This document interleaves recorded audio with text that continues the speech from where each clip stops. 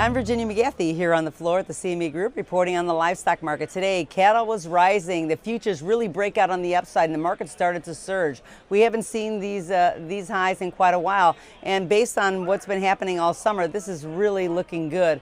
But there's better demand, and that's really attracting a lot more buying in the traders, and they're starting to scramble to load up on some of these futures. Now, we know the market's been relatively thin, so it's not taking much to get these markets off the ground.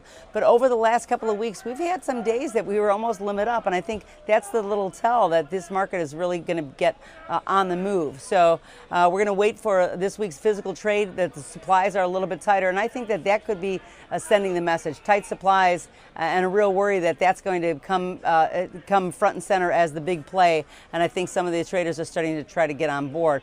Feeders were also rising underneath, and they really firmed up. That momentum is building on that positive forecast that these futures are really on the move and starting to churn like a well-oiled machine. So we have to watch out for that a little bit. So the volume is expected to increase a little bit in the trade and the week. The better cash trade also should underpin this rally. That's going to keep this market rolling. Now, the feeders have not rallied as much as the live cattle has, but they both are kind of in lockstep right now. It's really not far behind.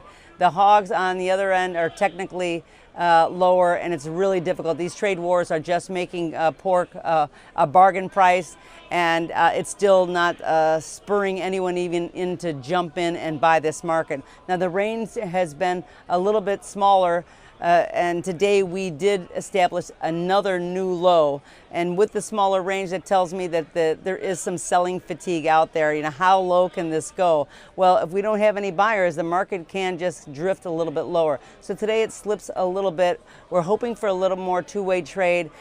We knew that the pork production and all those that are involved in that market could be suffering a little bit.